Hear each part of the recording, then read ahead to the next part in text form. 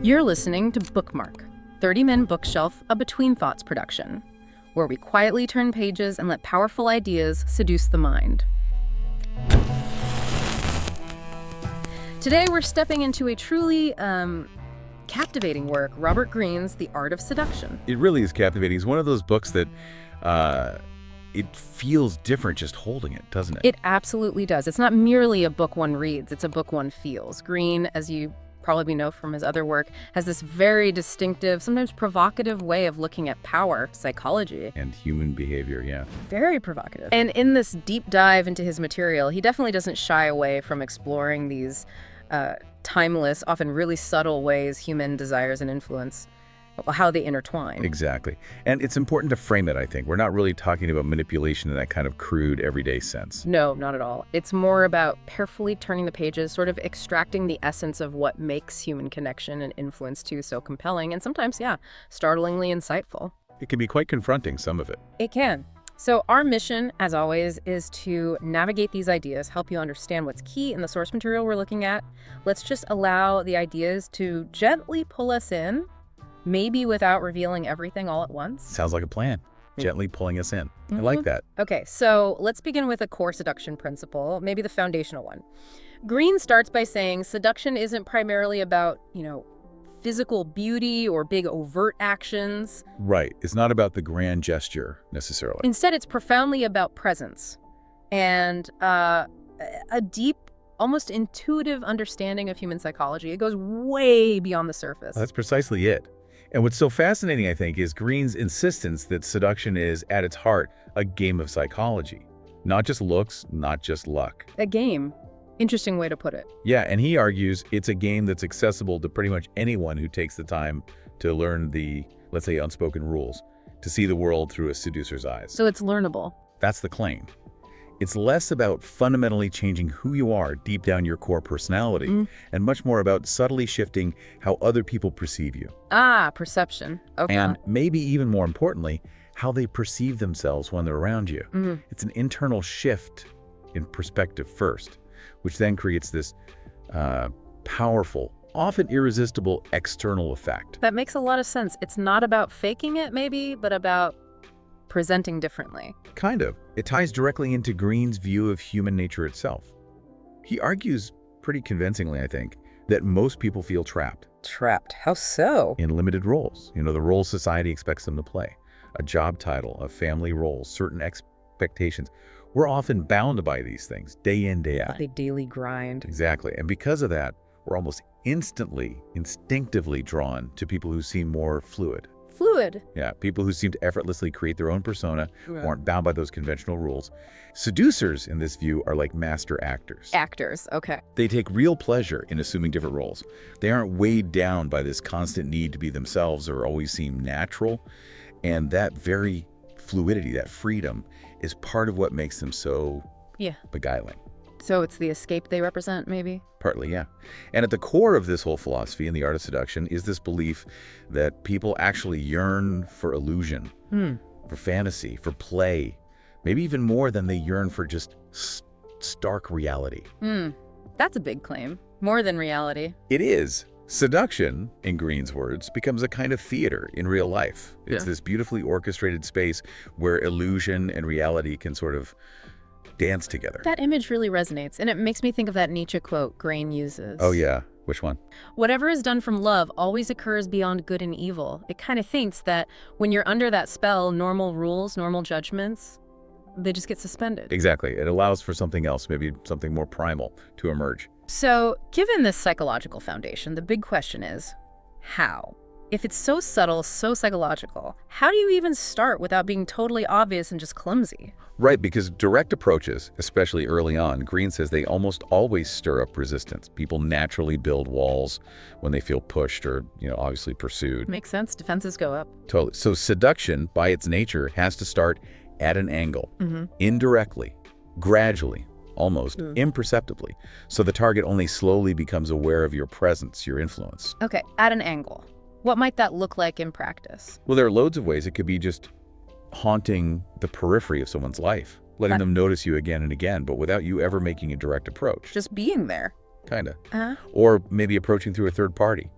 You build a positive impression before you even properly interact. Ah, using an intermediary. Clever. Or another really effective tactic is cultivating a neutral relationship first. Slowly shifting from being a trusted friend to something more. Ovid actually advised that centuries ago. Friend zone as a strategy. Interesting. Exactly, and we see this in history. Think about the Grande Mademoiselle and Lauzun. Lauzun, despite being known as this incurable Don Juan. Right, he had a reputation. A big one. But with her, he engineered these seemingly accidental meetings. Talked about playwrights, about heroism, really intelligent conversation. He carefully built this image of just being a fascinating friend first. So he wasn't overtly charming her romantically. Not at first. He was lulling her into this deep sense of security, making himself seem non-threatening, interesting, maybe even a confidant before making any kind of move. That's really subtle. It bypasses those initial defenses completely. It reminds me a bit of Casanova, too. How so? Didn't he cultivate this sort of slight femininity and interest in clothes, theater, domestic stuff, things that made him seem comforting and harmless, especially to young women? He absolutely did. It made them drop their guard. Yeah. They didn't see him as a predator initially. And then subtly, he'd shift gears. It's all about creating that comfort, that false sense of security first. Right, so the indirectness is key. It's paramount. And then you have the wisdom of someone like Ninon de L'Enclos, the famous 17th century courtesan. She had this great line. Go on. She said, "A woman is much better persuaded that she is loved by what she guesses than by what she is told." Wow. That's powerful. The power of suggestion again. Exactly. Don't declare your feelings too early. Let the unspoken stuff build the anticipation, the intrigue. The whole goal in these early stages is to make the target feel totally secure. Almost complacent, maybe. Before the strike. Before the seductive strike, yeah. It's like carefully setting the stage for a grand play. The audience doesn't even realize they're in the play until they're already completely captivated. If this conversation is tugging at your curiosity, Yeah. why not linger a little longer? Subscribe, like, and let your mind be gently pulled into more timeless ideas like this. Okay, so we've established this psychological foundation. What does this actually mean for the people who, master this art? Greene identifies these 9 distinct seducer types, right? These archetypes. And they're not just superficial characters, are they? They feel like deep psychological blueprints. Exactly. They tap into really universal human desires.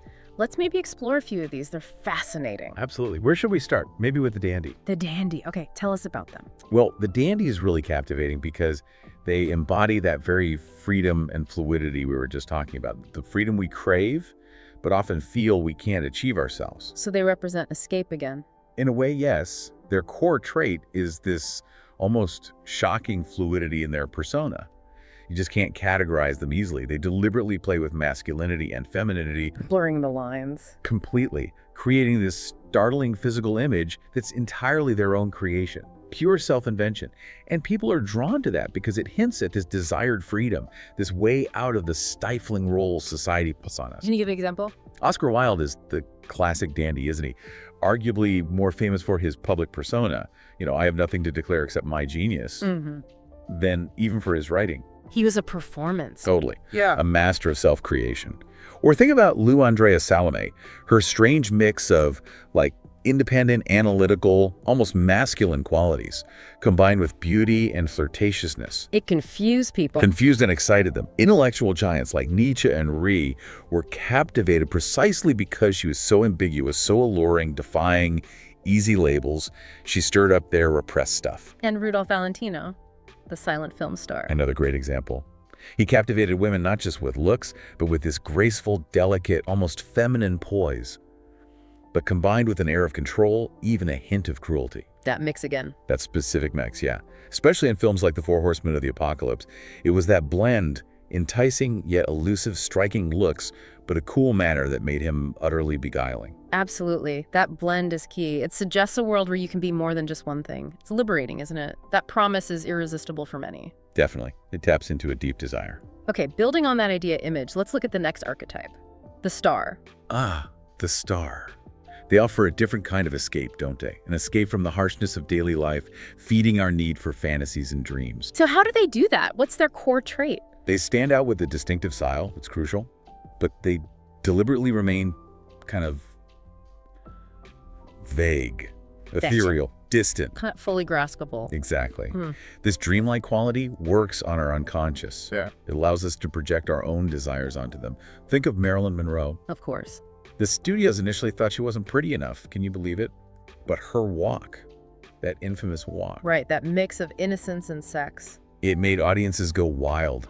She cultivated this dreamlike presence. She was never entirely there, always a bit beyond reach, which just fueled the obsession. And Marlene Dietrich. Another perfect star. Her style was described as chic enough to dazzle, weird enough to enthrall. And she combined that with this air of nonchalant indifference. Making her seem untouchable. Precisely. An object of obsession.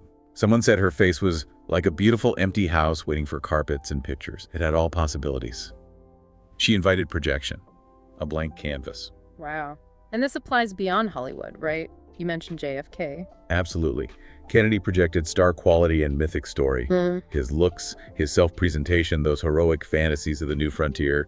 He made people imagine a wonderful future. Even the scandals didn't really hurt him. Not in the same way they might hurt others. The affairs, the risk-taking. It almost added to the myth.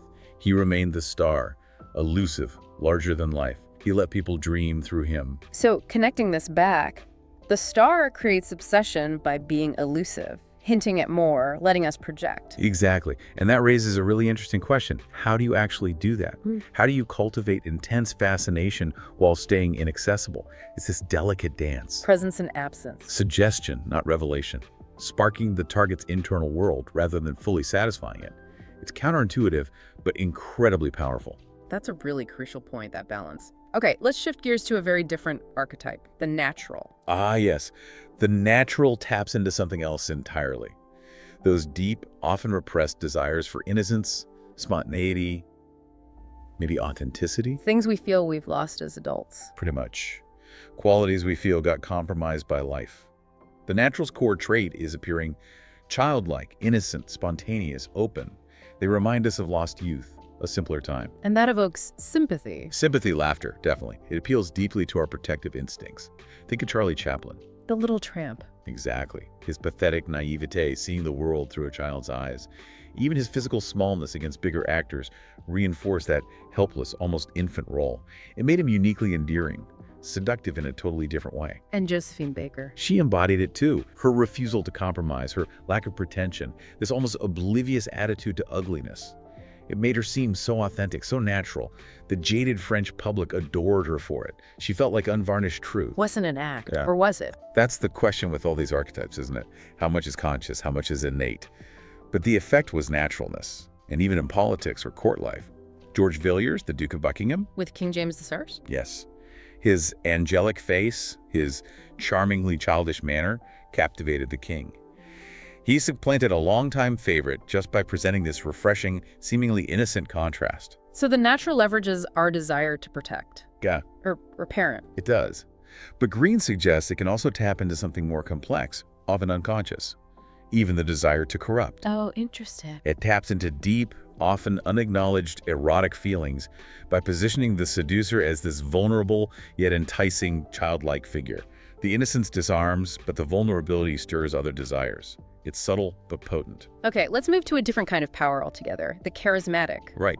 Charisma isn't just being likable, is it? It's this profound presence that excites people. It comes from an inner quality. What kind of quality? Greene describes it as this potent mix. Self-confidence, sexual energy, a strong sense of purpose. This deep, sometimes unsettling contentment. Things most people feel they lack. Exactly. Yeah. Things they desire. And this quality radiates outwards. It makes charismatic seem extraordinary, almost superior. They learn to heighten it too, with the piercing gaze, fiery speeches, an air of mystery. Who embodies this? Well, historically, you have figures like Moses, whose face supposedly shone after talking with God, making him seem divine, or Joan of Arc. Despite her ordinary appearance. Right. Her visions, her calm confidence, her conviction, it captivated soldiers, made them follow her unquestionably. Then there's Rasputin. A very different kind of charisma. Transgressive charisma, yeah. Blending spiritual talk with really crass sexual advances, justifying it all with his weird dogma. It was unsettling but powerful. And more modern examples. Elvis Presley. That on-stage anxiety transforming into this possessed energy, something maybe like sex, driving crowds wild. Or Vladimir Lenin, described as ordinary-looking, but with this iron will, indomitable energy, fanatical faith, offering salvation from chaos. So charisma can look very different. Very. Malcolm X, a powerful deliverer, articulating bottled-up emotions, providing release, inspiring allegiance. His personal story amplified it.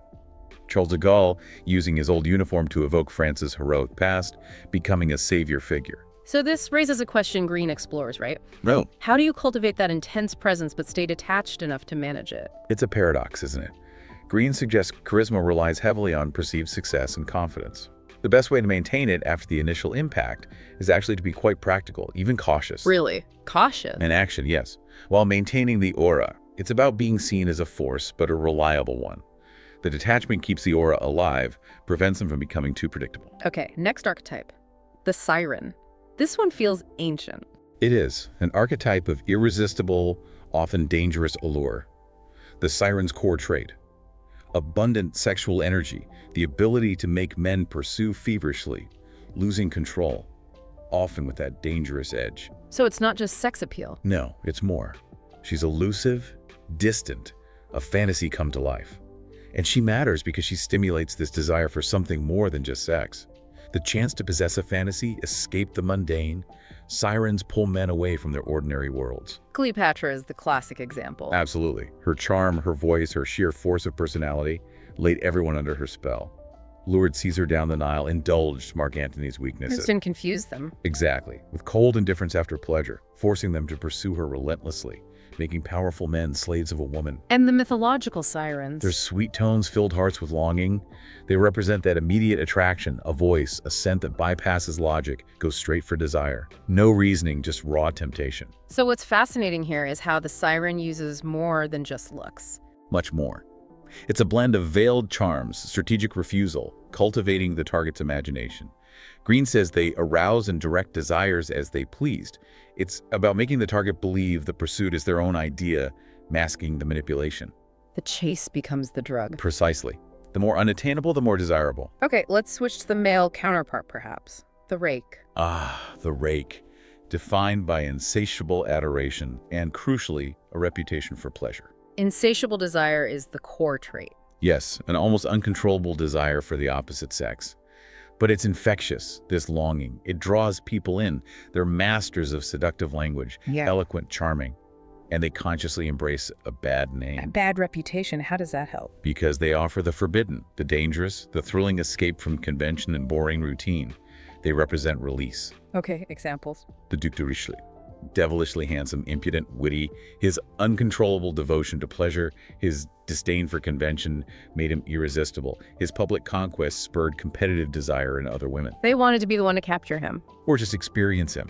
He famously dressed as a chambermaid to sneak into Mademoiselle de Valois' room, initiating her into libertinage through sheer audacity. Wow, end on one. The ultimate archetype. The dream of the perfect lover, fugitive, passionate, daring. He has that devilish component, offers one unforgettable moment, then vanishes. Greene suggests people are deeply attracted to the forbidden, the dangerous, even the slightly evil. And Lord Byron, we mentioned him with Mixed Signal. Yes, he leveraged his darker, more sinful reputation. That cold and disdainful exterior paradoxically hid this romantic spiritual core that women desperately longed to reform. It's a challenge again. Exactly, falling under his spell trying to save him. So the question is, how do you cultivate that risk and darkness without being repulsive? How does a bad reputation become an asset? Greene suggests the key is the rake's longing feels so intense it makes the target feel uniquely chosen. The bad reputation isn't a flaw, it's proof of his power. It creates competition. It channels transgression into allure by making the risk exciting, not genuinely scary. Okay, next up, the ideal lover. This sounds different. Very different. This type appeals to people's higher selves, their unrealized ideals, the hidden yearning for something more noble, more profound. So it's less about base desires. More elevated. Their core trait is applying an aesthetic sensibility to romance, making people feel elevated, lofty, spiritual around them. This matters because most people secretly believe they're greater inside than they appear outwardly, burdened by unrealized potential. Ideal lovers tap right into that. Who fits this mold? Sergei Saltykov, who rescued the isolated Grand Duchess Catherine. He sympathized with her, performed foolhardy and dangerous maneuvers just to see her alone. He appealed to her need for a savior, someone who saw her true, hidden worth.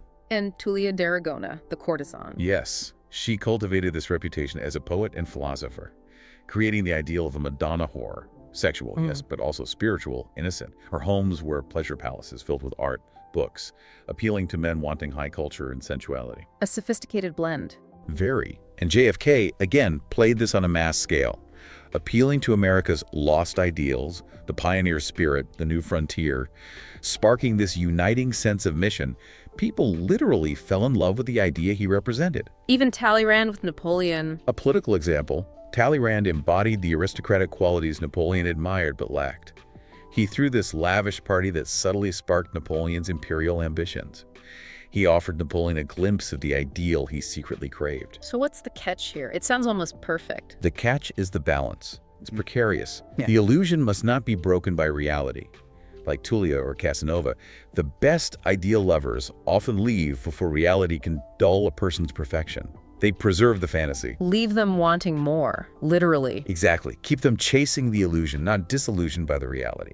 Okay, our next archetype, the coquette. Masters of hot and cold. Precisely. The push and pull.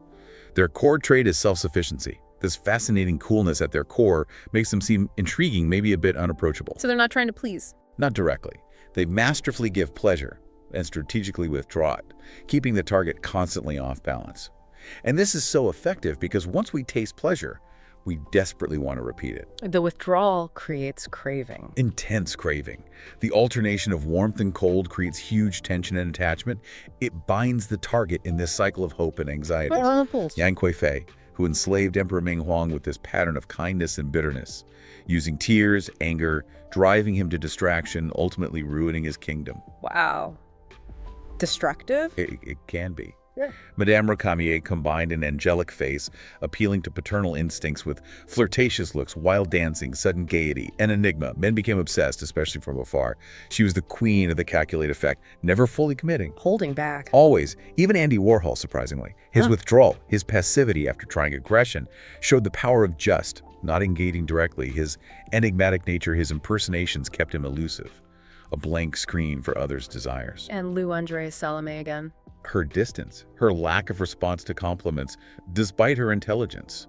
It kept men like Nietzsche confused, interested. Her subtle cruelty made them keep coming back, trying to win her over. But this sounds risky. You mentioned provoking hatred, like with Warhol and Solanas. How does that work? It is risky. Greene suggests the key is managing the intensity, keeping the tension alluring, not letting it spill into genuine destructive frustration. The coquette needs to gauge the target, deliver enough pleasure to keep them hooked, but enough pain or distance to keep them yearning. It's the calibration, always on the edge. A dangerous game. Okay, let's talk about the charmer. Ah, charmers. They just know how to please. They cast a spell through subtle, focused attention, What's their core trait? giving personalized attention that hits right at people's ego, vanity, self-esteem, but without being obvious about it. That's key. And it matters because, like Disraeli said, talk to a man about himself and he will listen for hours. Charm bypasses reason resistance. So Disraeli himself was a charmer. Absolutely. With Queen Victoria, calling her fairy queen, filling notes with gossip, flattering her ego, making her feel like the cleverest woman in England, subtly sexual, without overt flirting, made her feel desirable as a woman, gifted as a monarch. And Pamela Churchill Harriman. Perfected it, that extraordinary attention to detail, knowing favorite flowers, dishes, artists, arranging everything without being asked. It created this pampering, almost maternal effect, made powerful men dependent. Like returning them to childhood? Greene says exactly that, childhood, when all of their needs were met, an irresistible comfort, even in diplomacy. Zhou Enlai with Chiang Kai-shek. Listened, smiled, subtly appealed to Chiang's honor, let him save face. Disarmed a hopelessly stubborn leader. And Oriana Fallaci, the journalist. Masterful. Alternated harsh, cutting remarks that stirred insecurity, then sudden softening, praise, goading interviewees like the Shah into revealing things, making them unconsciously want to please her. So what's the core mechanism here? How does charm disarm so effectively? It works by entering the target's spirit, mirroring their moods, subtly validating their self-esteem, making them feel hypnotized by their mirror image. It's insidious but powerful because it makes them feel understood, valued, often without them realizing they're being influenced. The charmer reflects the best parts of the target back to them. Creates an irresistible bond. Okay, finally, Greene talks about the opposite. The anti-seducer. Yes. Crucial to understand this, to understand seduction. What defines them? Insecurity, mainly. Profound self-absorption. A fundamental inability to grasp anyone else's psychology. They repel people by being pestering, imposing, talking way too much, lacking self-awareness, lacking subtlety. The opposite of everything we've discussed. Exactly. Greene says there are crucial contrast.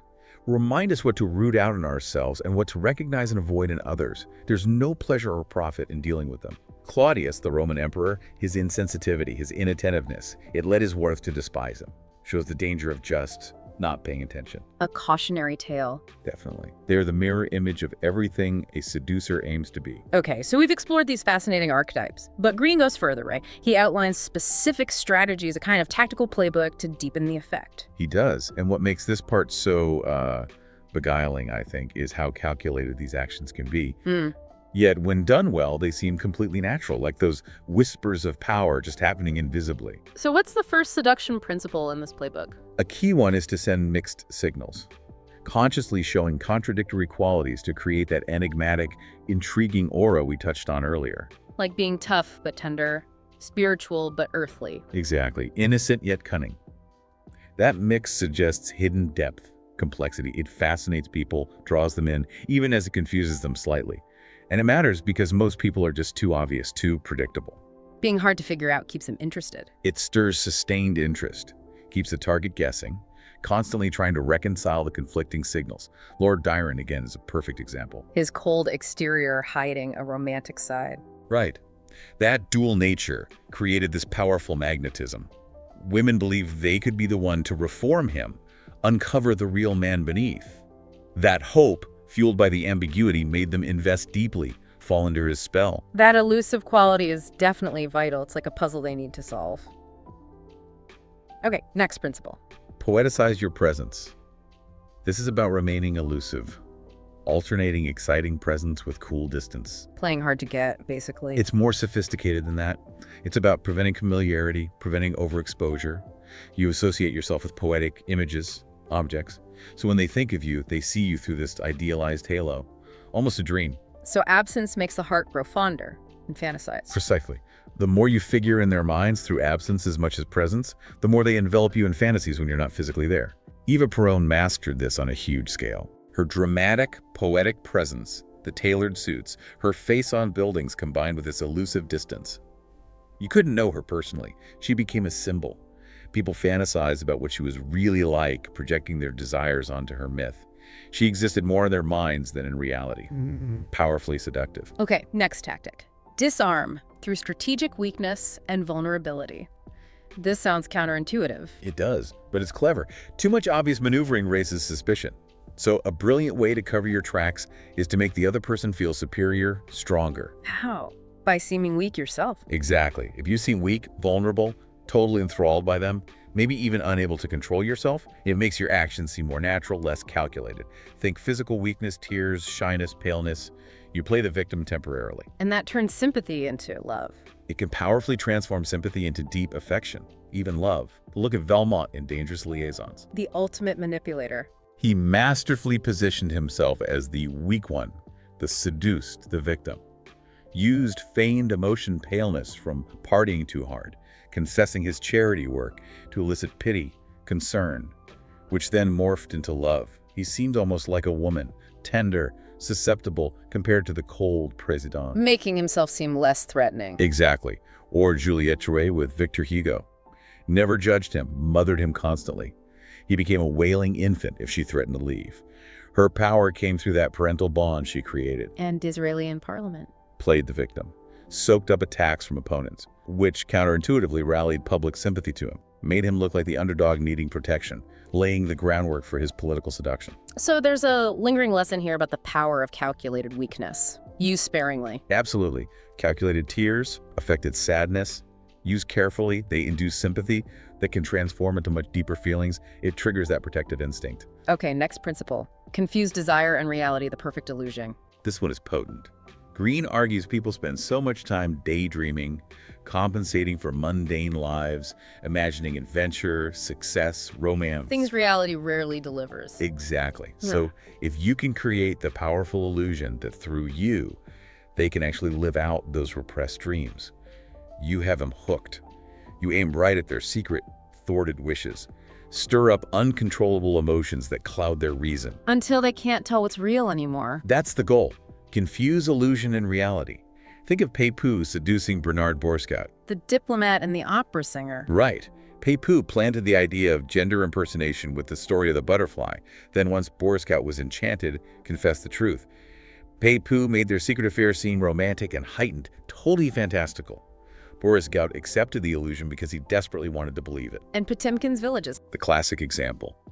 Orchestrated these elaborate, beautiful illusions of prosperity for Catherine the Great's tour fake villages, healthy peasants dancing, making her believe her minister had worked miracles.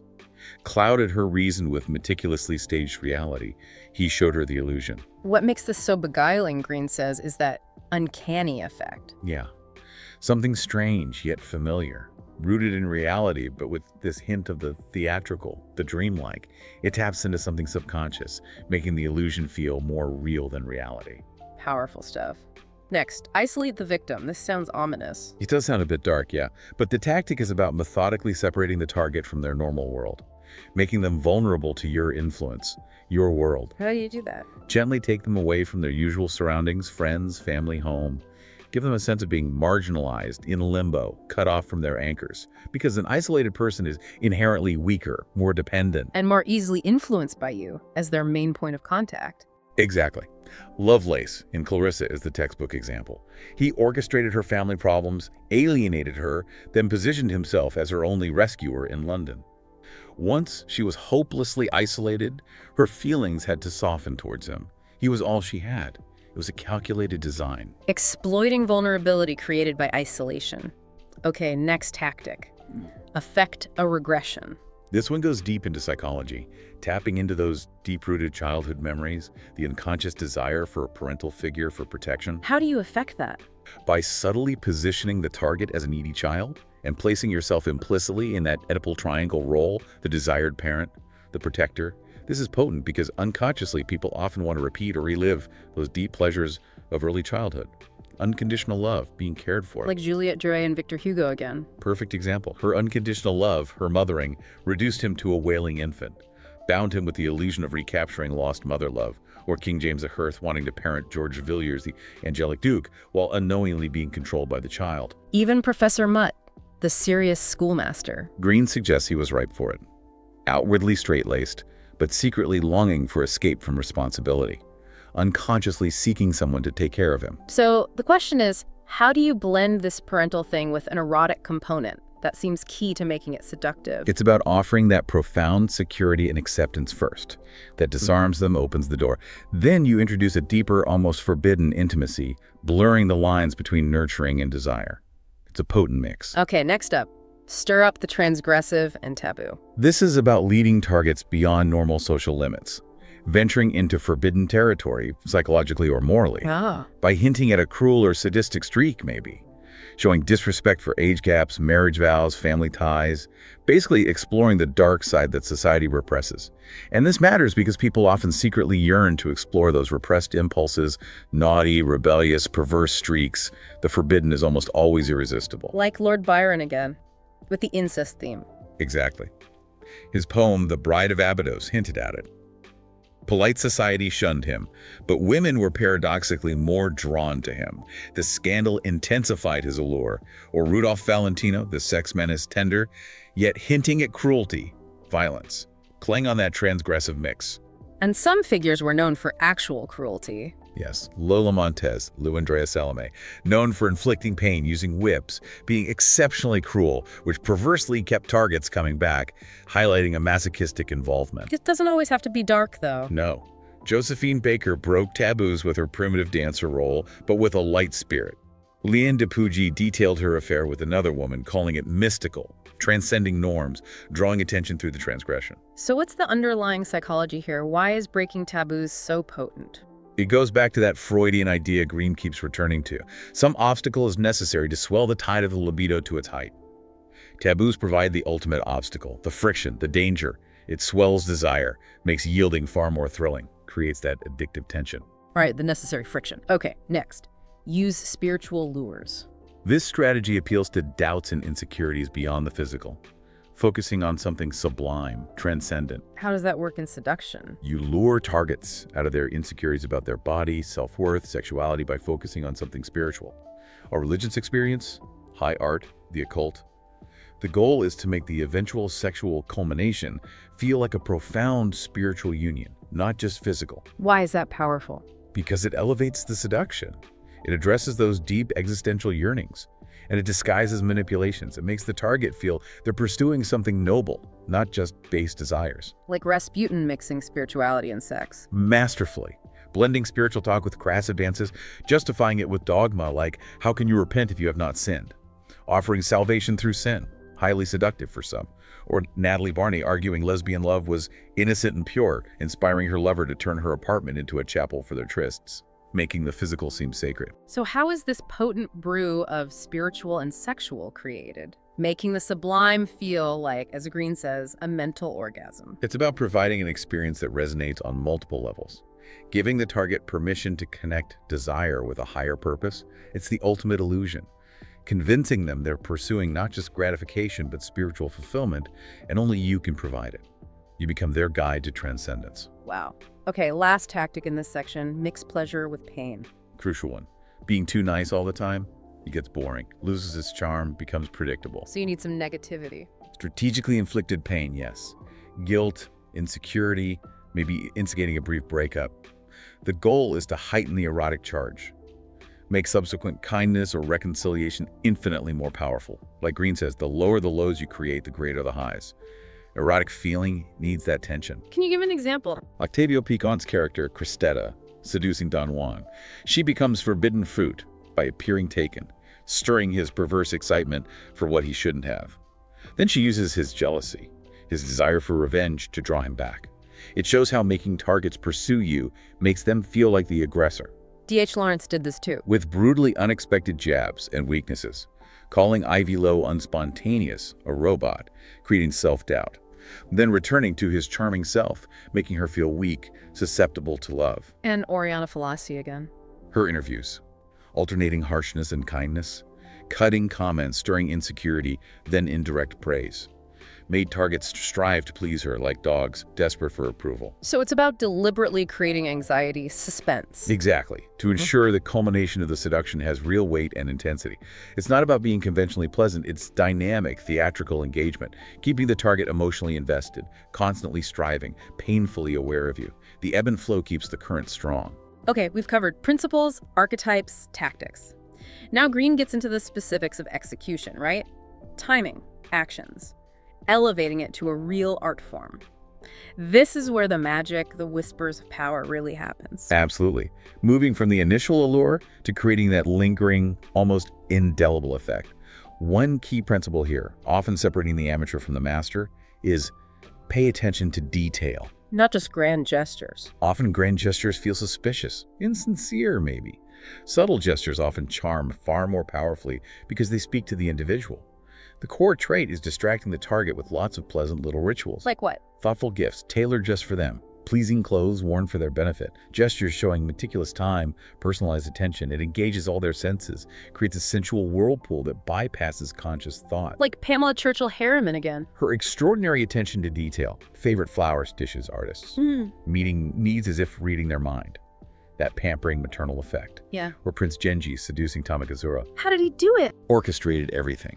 Mysterious scents, fireflies for light, scented paper, colored rose, coda lessons, overwhelming her senses, relaxing her defenses, drawing her into a dream.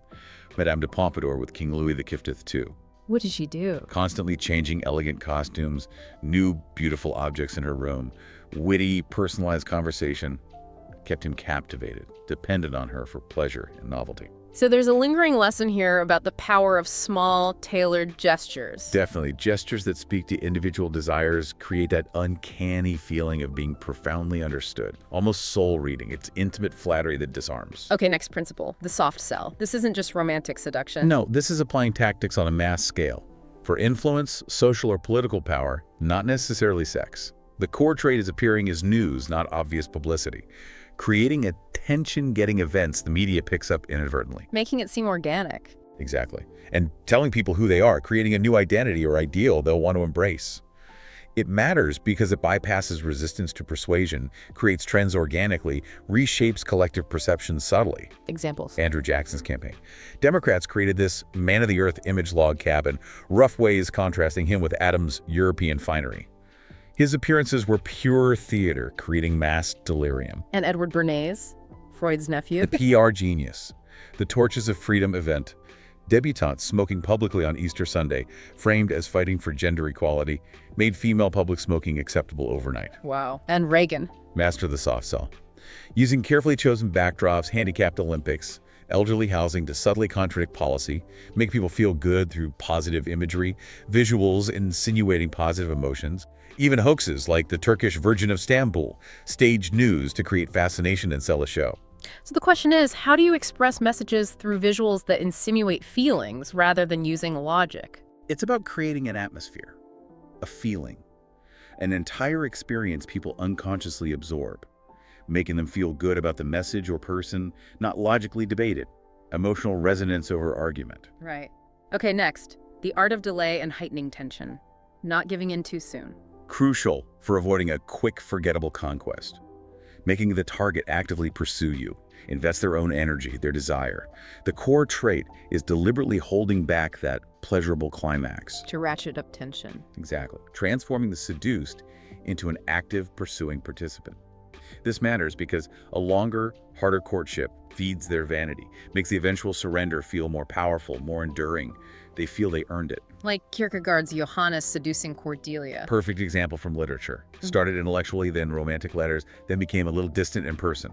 Caused Cordelia anxiety, made her the pursuer. Intensified the whole thing for Johannes, who was observing. And Don Mateo and Conchita.